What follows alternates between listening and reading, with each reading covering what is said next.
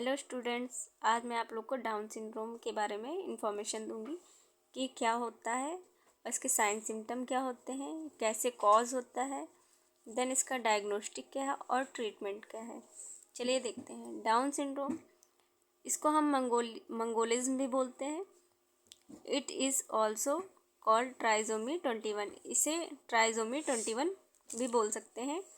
Is genetic condition that cause delay in physical and intellectual development.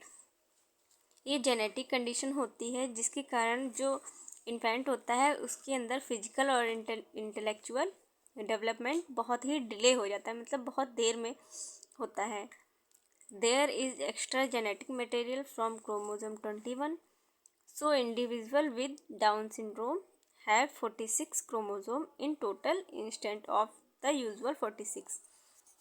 जैसा कि हमें पता है कि जो पेरेंट्स होते हैं उसमें से 23 मदर से क्रोमोसोम और 23 फादर से क्रोमोसोम मिलकर एक इन्फेंट के अंदर 46 क्रोमोसोम जो नॉर्मल बेबी के अंदर होने चाहिए वो होते हैं। बट इस सिंड्रोम में क्या होता है, जो 21 नंबर वाला होता है उसमें एक एक्स्ट्रा क्रोमोसोम ऐड हो जाता है जिसकी वजह से डाउन सिंड्रोम कॉज होता है। इसके रिस्क फैक्टर क्या है? Risk factor, women who are 35 of age और older at greatest risk for giving birth to an infant with Down syndrome. इसका सबसे बड़ा रिस्क फैक्टर ये है कि जो वुमेन 35 ईयर्स से एबव या फिर उससे समझ लीजिए थोड़ा कम भी होंगी, अगर वो प्रेगनेंसी कंसीव करती हैं और बच्चे को जन्म देती हैं तो बच्चा डाउन सिंड्रोम से ग्रसित होगा।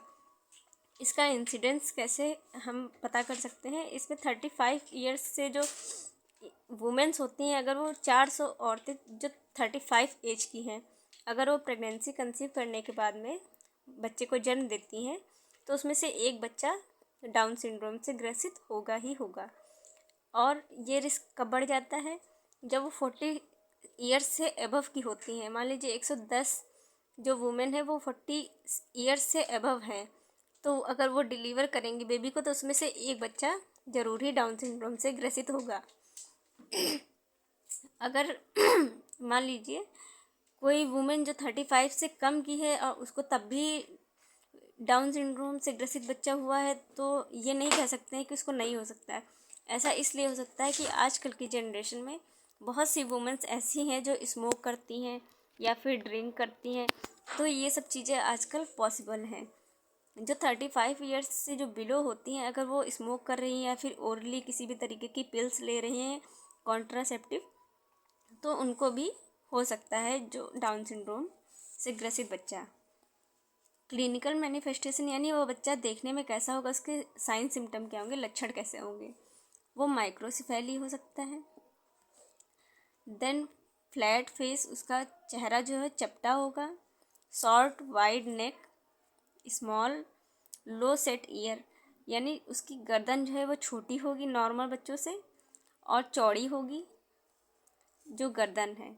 Then small low set ear, उसके जो कान होंगे वो थोड़ा से नीचे की तरफ होंगे, जैसे नॉर्मल बच्चों के होते हैं वहाँ से थोड़ा हल्का सा नीचे और छोटे होंगे। फ्लैट नेजल ब्रिज, यानी जो उसकी नाक होती है वो चपटी होगी।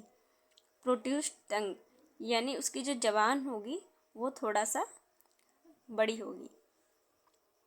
बड़ी और भारी, यानी कि जैसे नॉर्मली बच्चों की पतली और छोटी सी जबान होती है तो उसकी थोड़ी सी चौड़ी होगी। Brushfield spot, tiny white spot on iris eye, ये एक मतलब मेन देखने से ही पता लगने वाला ये एक कारण है जिसमें कि बच्चे की जो आँख होती है उसके जो बीच का जो एरिया होता है आइरिस, उसके आसपास वाइट कलर के स्पॉट्स होंगे टिनी, तो उसको देख के भी तुरंत पता कर सकते हैं कि इसको डाउन सिंड्रोम है। मान लीजिए न्यू बॉर्न है, उसको नहीं पता कर पा रहे हैं देख के कि इसका चेहरा कैसा क्या है, नहीं हम समझ पा रहे हैं, तो उसकी आँखों से हम प्रॉपर समझ सकते हैं कि उसको डाउन सिंड्रोम है।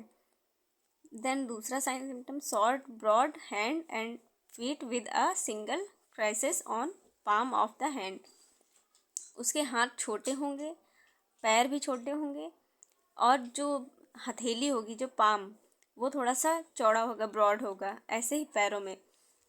हाथ की जो पाम होगा उसमें जो रेखाएं होंगी वो सिंगल होंगी।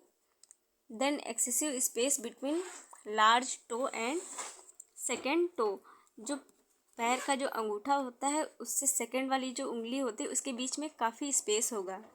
Shorter than normal height, normal बच्चों के अकॉर्डिंग उसकी हाइट कम होगी। लूज जॉइंट्स, उसके जॉइंट्स में थोड़ा लूजपन होगा। डायग्नोस्टिक इवैल्यूएशन इसका देखते हैं।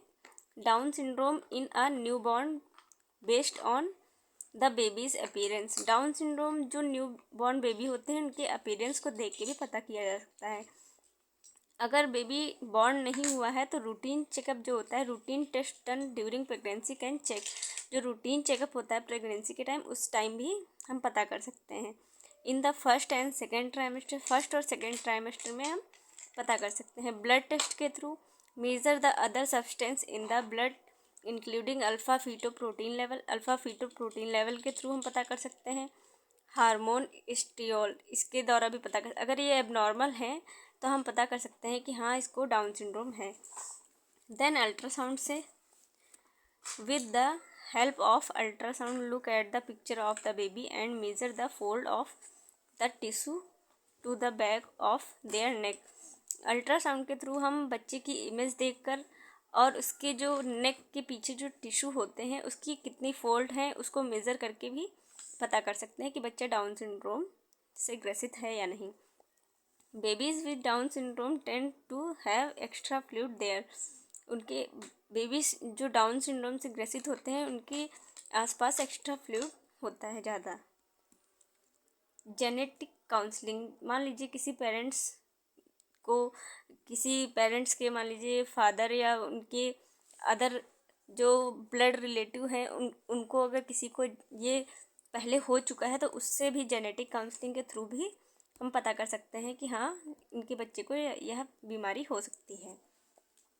Medical treatment, people with Down syndrome are at increased risk for problem commonly faced by people with Down syndrome include, अगर किसी भी बच्चे को डाउन सिंड्रोम है तो वो इन कुछ और भी दिक्कतें होती हैं जिससे उनको सामना करना पड़ सकता है, जो कि हार्ट डिफेक्ट, मान लीजिए उनके हार्ट में होल हो या फिर देखने में उनको प्रॉब्लम हो, विज़न प्रॉब्लम, जॉइंट्स में उनके कोई भी प्रॉब्लम हो या फिर उनको हियरिंग प्रॉब्लम हो, ये सब कुछ उनको हो सकता है। It a person with Down syndrome has a scissor disorder they would benefit from taking anti scissor medicine, अगर किसी बच्चे को जिसको डाउन सिंड्रोम है उसको अगर सीजर आ रहे हैं, सीजर डिसऑर्डर भी है साथ में, तो उसको कोई दिक्कत वाली बात नहीं है, उसको एंटी सीजर मेडिकेशन दिया जाता है। डाउन सिंड्रोम से रिलेटेड जो बच्चे होते हैं उनको स्पीच थेरेपी भी प्रोवाइड की जाती है क्योंकि उनको बोलने में बहुत ही ज़्यादा प्रॉब्लम होती है। Provide speech therapy because children with Down syndrome have small mouth and slightly large tongue, जो डाउन सिंड्रोम से ग्रसित बच्चे होते हैं उनका जो माउथ होता है वो थोड़ा छोटा होता है और उनकी टंग थोड़ा बड़ी होती है।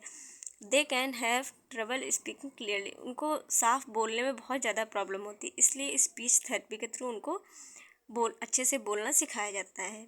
Occupational therapy focus on child ability to master skills for dependence, they can include, occupational therapy बच्चों को इसलिए दी जाती है क्योंकि वो अपने आप को किसी पे डिपेंड ना करें, मतलब वो खुद इंडिपेंडेंट हो सके, अपनी खुद की सारी जितनी भी डेली का जितना भी रूटीन है वो खुद से अपना कर सके, इसलिए ऑक्यूपेशनल थेरेपी दी जाती है जिससे उनकी स्किल्स को और इम्प्रूव किया जा सके। जैसे self care skill, feeding, dressing, grooming, वो खुद की केयर कर सकें, खुद से खा सकें, खुद से अपने कपड़े पहन सकें, खुद से अपने आप को सही से साफ़ सुथरा रख सकें। फाइन ग्रॉस मोटर स्किल्स, अच्छे से चल सकें, अच्छे से बोल सकें, अच्छे से बैठ सकें, अच्छे से लेट सकें, हर काम अपना अच्छे से कर सकें, इसलिए ऑक्यूपेशनल थेरेपी दी जाती है।